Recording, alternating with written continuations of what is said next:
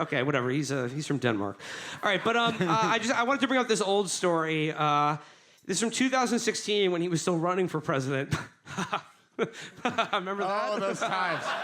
It says, this is from the Irish Times. It says, when Donald Trump accused the Scottish politician of blasphemy, U.S. presidential candidate's appearance at Scottish Parliament ended in, quote, a circus. It says here the Republican candidate does have experiences appearing before Parliament. 4 years ago, when he ended up formally accusing the leader of the Scottish Green Party of blasphemy. Trump has long been a vocal opponent of wind farms in Scotland, claiming that the sight of the turbines would do, quote, tremendous damage to tourism, including his multi-million-pound Aberdeen golf development. So when the Scottish Parliament established a committee looking at the impact of the renewable technology, the controversial businessman was invited as a witness. Inside the Parliament, the scenes were equally chaotic. This is the best nugget from this story. Inside the Parliament, the scenes were equally chaotic. One of Trump's bodyguards triggered a security scare when a suspicious canister was spotted strapped to his hip. It turned out to be hairspray. They thought it was the VX nerve gas from The Rock that he was bringing in and just going to melt all of the pro-windmill people. The Scottish public, Trump continued, loathed wind farms. When Scottish nationalist Chick Brody asked what evidence Trump had to support his claims, the billionaire pointed at himself and declared, I am the evidence. I am the evidence. I am the Eggman. I am the walrus. It was the biggest laugh of the morning, recalls Patrick Harvey, co-governor of the Scottish Green Party. He thought we got some Harvey heads around here. He thought people... Recumbent bike riders, all of them. He thought people were laughing because he said something terribly clever, but they were laughing because what he said was absurd. That's never happened since, by the way. You guys are the canary in the coal mine of this shit, seriously. George Soros, Trump's combative right-hand man... Oh, come on. They're just reusing the George Soros character. Complained the Holyrood Standards Commissioner that the Scottish Green politician had been offensive and blasphemous. The Scottish blasphemy law was last enforced in 1843, but under Parliament rules, an investigation had to be launched. Harvey, a slight bespectacled man with a mild manner that masks a black sense of humor, did not take the inquiry seriously. I had to put in a submission in response. I used lots of other Monty Python references in it. I didn't expect the Spanish Inquisition. It was nonsense. The case was dismissed, making Harvey the only Scottish parliamentarian ever to be formally cleared of blasphemy. Donald... Well, that's only because all of the other ones were convicted. literally, like a nerd was like, apologies for the Monty Python reference. And Donald Trump was like, I should try to get this guy hanged, honestly. Just like no one try like a flying spaghetti monster thing in front of him. That's just a little bit of Trump for you. He did, arriving in London today, call the mayor of London, quote, a stone-cold loser. Which I fucking love, man. He's like Don Rickles everywhere he goes. If we only had one of him on our side. Well, we're trying, Amber. Well, he's on my side. I'm trying to sell you guys on the MAGA promises. You know, it's like he makes it so hard to hate him. Like when he made the USS John McCain cover, like literally he put it in like a hijab or something and gave all the sailors the day off so no one could see John McCain's name. And I'm just like, oh man, dude, like John McCain is getting fucking roasted. I mean, in hell is what I mean by that.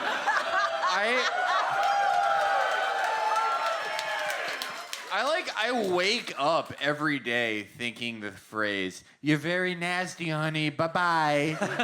Like, he's such a piece of shit, but he's got such a way with words. Kind of like he does. And of course, once Felix gets something in his head, it's like, oh God, it's like the hantavirus. It immediately spreads to all of us. Honestly, yeah, my brain is just dissolving under these goddamn references. Well, I feel like I'm Euron Greyjoy, and you're all my crew. You all have to follow my, like, just weird cobbled together beliefs and religion now. No, my girlfriend absolutely loves it when I, out of nowhere, start talking like some brain-damaged 13-year-old Twitch streamer. There's something I love more than like scrolling through a news feed and seeing, you know, a Virginia man shoots 13 and immediately thinking, he went low-key nutty with it. Okay, but I want to move on to Donald. I do all right. It works great for me. I want to move on. I do want to say one thing. You brought up the 2016 election. I was watching TV late last night in the hotel room, and you have a channel called BBC Parliament. And It's a porn channel. and here's what was airing.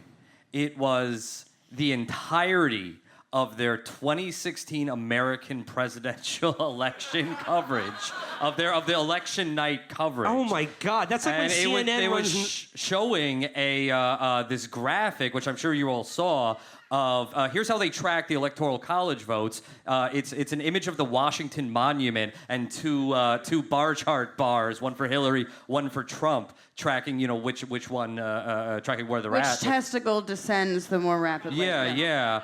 And as a wonk, watching that was like when Homer watches the correct toilet flush in Australia.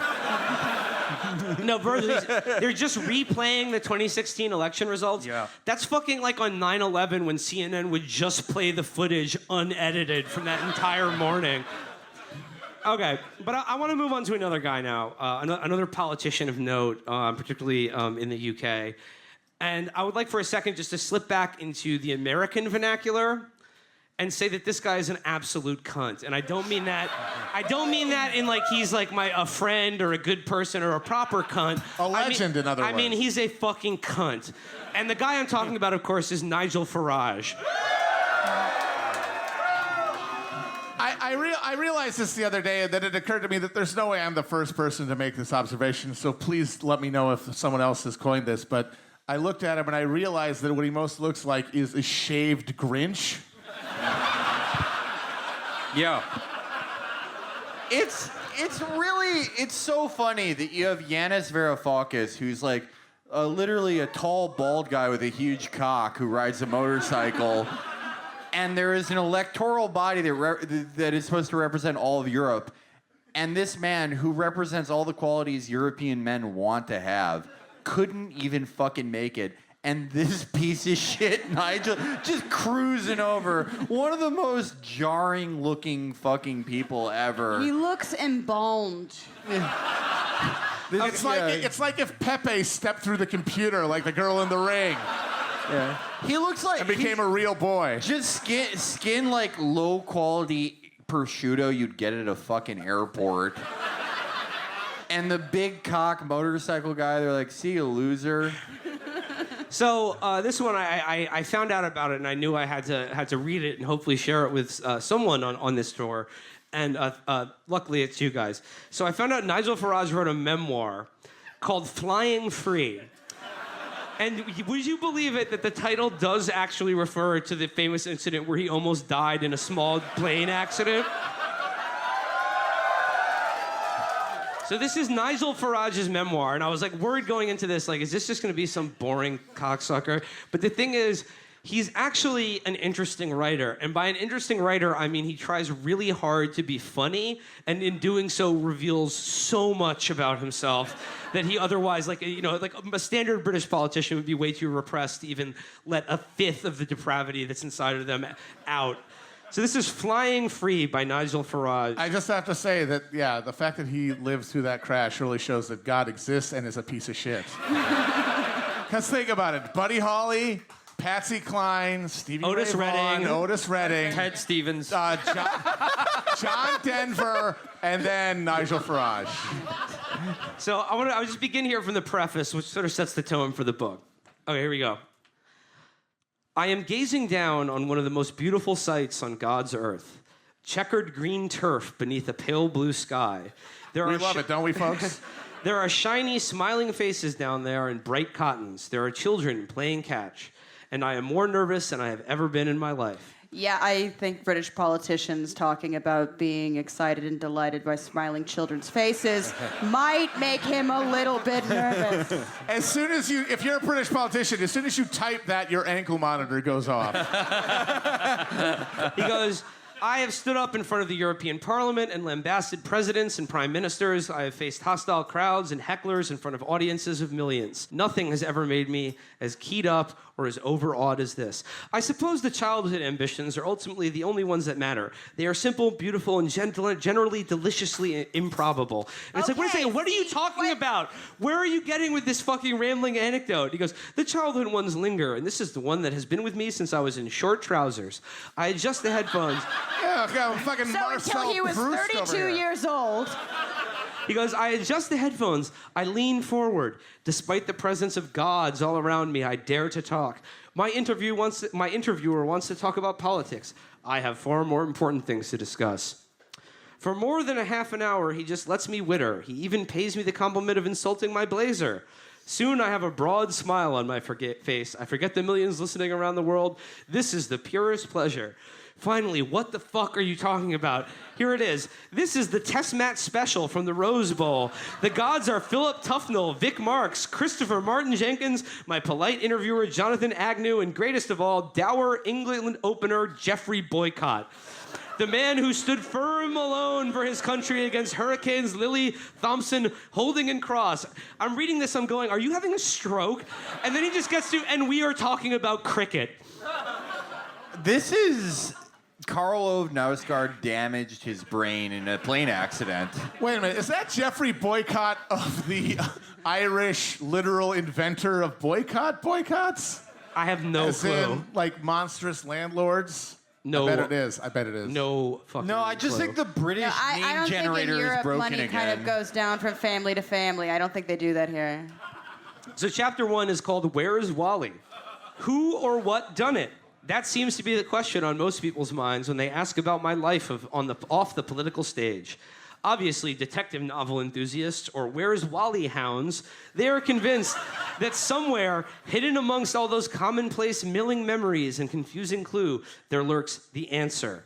I suppose the question is, what turns an alarmingly normal, cricket-loving, middle-class English boy into a full-time troublemaker, leading a rabble in revolt against a mighty empire, thorn in the flesh of presidents and prime ministers, and spokesman for an entire generation